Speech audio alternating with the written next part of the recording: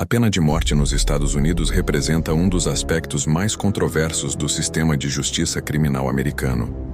Desde a retomada das execuções em 1977, após uma pausa de 4 anos determinada pela Suprema Corte, mais de 1.500 pessoas foram executadas no país. Mas quem são essas pessoas? E o que realmente as leva ao corredor da morte? Para entender a pena capital americana, precisamos primeiro reconhecer uma verdade fundamental. Não existe uma única pena de morte nos Estados Unidos. Existe um mosaico complexo de leis estaduais e federais que variam drasticamente de uma jurisdição para outra. Atualmente, 23 estados aboliram completamente a pena de morte, enquanto 27 ainda a mantêm em seus códigos legais. No entanto, manter a lei nos livros não significa necessariamente aplicá-la na prática. Os crimes que podem levar à pena capital são quase exclusivamente homicídios, mas não qualquer homicídio. A Suprema Corte estabeleceu que apenas assassinatos com circunstâncias agravantes podem qualificar alguém para a pena de morte. Essas circunstâncias incluem múltiplas vítimas, assassinato de policiais ou funcionários públicos no exercício de suas funções, homicídios cometidos durante outros crimes graves como estupro ou sequestro, assassinatos mediante pagamento, morte de crianças e homicídios considerados especialmente cruéis ou hediondos. Mas aqui está o primeiro grande questionamento. 2 casos semelhantes podem ter desfechos radicalmente diferentes dependendo de onde ocorreram. Um homicídio cometido no Texas tem probabilidade muito maior de resultar em pena de morte do que o mesmo crime cometido na Califórnia, mesmo que ambos os estados tecnicamente tenham a pena capital. O Texas sozinho é responsável por mais de 1/3 de todas as execuções realizadas desde 1977, enquanto estados como Califórnia, que possuem um dos maiores corredores da morte do país, não executam ninguém há quase 2 décadas. Essa disparidade geográfica revela algo perturbador sobre a aplicação da pena de morte. Ela depende menos da gravidade do crime e mais do código postal onde foi cometido. Isso levanta questões fundamentais sobre justiça e igualdade perante a lei. Quando olhamos para quem está no corredor da morte, os números contam uma história inquietante sobre raça e classe social. Aproximadamente 42% dos condenados à morte são negros, apesar de a população negra representar apenas 13% da população americana. Enquanto isso, pessoas brancas, que representam 60% da população, constituem cerca de 41% dos condenados. Mas as estatísticas raciais se tornam ainda mais reveladoras quando consideramos a raça das vítimas. Estudos consistentemente demonstram que casos envolvendo vítimas brancas têm probabilidade significativamente maior de resultar em pena de morte do que casos com vítimas negras. Em outras palavras, o sistema parece valorizar algumas vidas mais do que outras na hora de decidir quem merece a punição máxima. A questão da classe social é igualmente reveladora. A esmagadora maioria dos condenados à morte eram pobres no momento da prisão e dependeram de defensores públicos sobrecarregados. Existe um ditado sombrio entre advogados criminalistas americanos: Capital punishment means them without the capital get the punishment. Punição capital significa que aqueles sem capital recebem a punição. O processo que leva alguém do crime à execução é extraordinariamente longo e complexo, levando em média mais de 20 anos. Isso não é um acidente, mas sim o resultado de múltiplas salvaguardas constitucionais destinadas a prevenir a execução de inocentes. No entanto, essas proteções estão longe de serem perfeitas. Tudo começa com o julgamento. Em casos de pena capital, o processo ocorre em 2 fases distintas. Primeiro, o júri determina se o réu é culpado ou inocente. Se considerado culpado, começa uma segunda fase inteiramente nova, a fase de sentenciamento. Aqui, a mesma questão é debatida novamente, mas agora o júri deve decidir entre prisão perpétua e pena de morte. A promotoria apresenta as circunstâncias agravantes, enquanto a defesa apresenta fatores atenuantes como histórico de abuso, doença mental, idade no momento do crime ou ausência de antecedentes criminais graves. Para que alguém seja condenado à morte, o júri deve chegar a uma decisão unânime em muitos estados. Um único jurado discordante pode resultar em prisão perpétua, ao invés de pena capital. Essa exigência de unanimidade é uma das principais salvaguardas do sistema, mas também revela algo perturbador. A decisão de quem vive e quem morre pode depender da composição específica de 12 pessoas selecionadas aleatoriamente. Após a condenação, começam as apelações. O caso é automaticamente revisado por tribunais estaduais superiores. Depois pode ir para tribunais federais através de um processo chamado habeas corpus, onde se alegam violações de direitos constitucionais.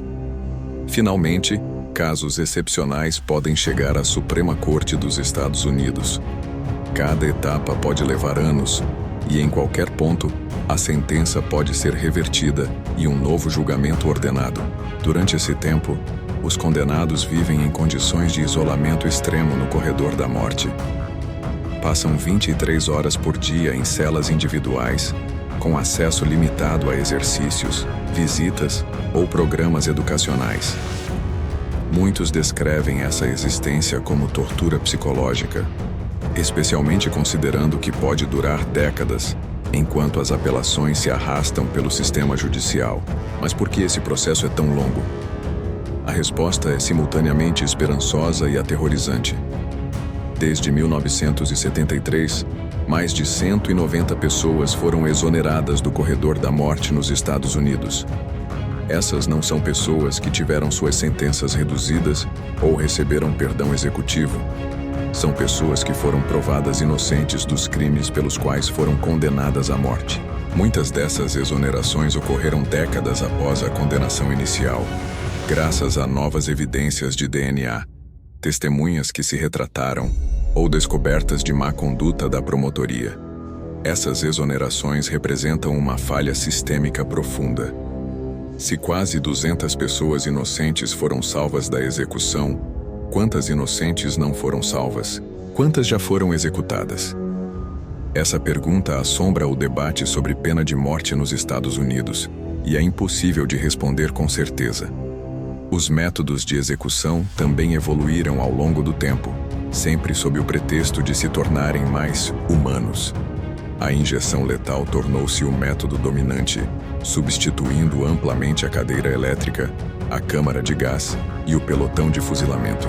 O protocolo padrão envolve 3 drogas, uma para causar inconsciência, outra para paralisar os músculos e uma terceira para parar o coração. No entanto, problemas graves emergiram com a injeção letal. Empresas farmacêuticas europeias se recusaram a fornecer drogas para execuções, forçando estados americanos a improvisar com combinações não testadas de medicamentos. Isso resultou em execuções prolongadas e visivelmente dolorosas, onde condenados levaram horas para morrer, ofegando e se contorcendo. Essas execuções mal executadas reacenderam debates sobre se qualquer método de execução pode realmente ser considerado humano, ou se a pena de morte constitui necessariamente punição cruel e incomum, proibida pela 8ª emenda da Constituição. As razões pelas quais os Estados Unidos mantêm a pena de morte, enquanto praticamente todas as democracias ocidentais a aboliram, são complexas e profundamente enraizadas na cultura e política americana. 3 justificativas principais são frequentemente apresentadas: retribuição, dissuasão e incapacitação. A retribuição é talvez o argumento mais honesto. Baseia-se na ideia de que certos crimes são tão hediondos que apenas a morte do perpetrador pode equilibrar a balança da justiça. É o princípio bíblico de olho por olho, aplicado ao seu extremo lógico. Para muitas famílias de vítimas, a execução do assassino representa uma forma de encerramento, uma justiça finalmente servida. No entanto, outras famílias de vítimas argumentam que a pena de morte não trouxe paz, mas apenas prolongou seu trauma através de décadas de procedimentos legais e manchetes de notícias relembrando repetidamente o pior dia de suas vidas. O argumento da dissuasão sugere que a pena de morte previne futuros homicídios ao fazer potenciais assassinos pensarem 2 vezes. Esse argumento tem apelo intuitivo, mas a evidência empírica simplesmente não o sustenta. Dezenas de estudos examinaram taxas de homicídio em estados com e sem pena de morte, antes e depois de abolições, e a vasta maioria não encontrou efeito dissuasivo significativo. Estados sem pena de morte frequentemente têm taxas de homicídio mais baixas que estados vizinhos que a mantêm. Se a pena de morte dissuadisse homicídios, esperaríamos ver o oposto. Por que a dissuasão falha? Criminologistas apontam várias razões.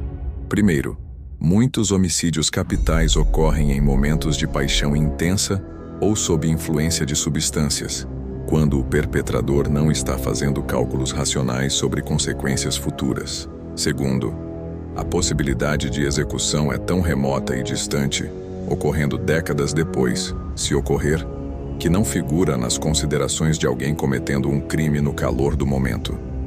Terceiro, muitos assassinos genuinamente não esperam ser capturados. A incapacitação, simplesmente impedir que o criminoso mate novamente, poderia ser alcançada através de prisão perpétua, sem possibilidade de liberdade condicional, tornando a execução desnecessária para esse propósito. De fato, essa alternativa existe em todos os estados com pena de morte e é frequentemente oferecida aos júris como opção. Então, se a pena de morte não dissuade crimes e a incapacitação pode ser alcançada por outros meios, por que ela persiste? A resposta tem tanto a ver com política quanto com justiça. Políticos frequentemente temem parecer fracos contra o crime se se opuserem à pena de morte. Promotores distritais em muitos estados são eleitos e fazem campanha prometendo buscar a pena de morte. Existe uma dinâmica perversa onde buscar a pena capital se torna uma forma de demonstrar zelo e competência, mesmo quando prisão perpétua seria igualmente efetiva. O custo da pena de morte também surpreende muitas pessoas. Contrariando a intuição, casos capitais custam significativamente mais aos contribuintes do que prisão perpétua. O processo legal prolongado, com múltiplas apelações e requisitos especiais de representação legal, custa milhões de dólares por caso. Estudos estimam que um caso de pena de morte custa entre 2 a 5 milhões de dólares a mais que um caso de prisão perpétua. Para estados enfrentando crises orçamentárias, isso representa um gasto questionável. O futuro da pena de morte nos Estados Unidos parece estar em declínio gradual. O número de novas sentenças de morte e execuções tem diminuído consistentemente nas últimas 2 décadas. Mais estados estão abolindo a prática, e mesmo em estados que a mantêm, promotores a buscam cada vez menos frequentemente.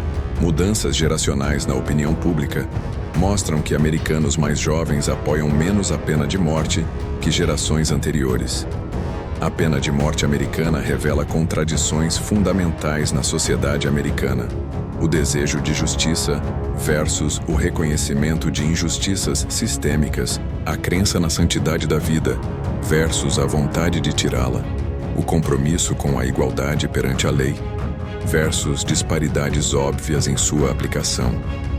Quem é executado nos Estados Unidos depende menos do que fizeram e mais de onde fizeram, quanto dinheiro tinham e a cor de sua pele e da pele de suas vítimas. E essa realidade desconfortável continua a alimentar um dos debates mais persistentes e apaixonados na vida pública americana.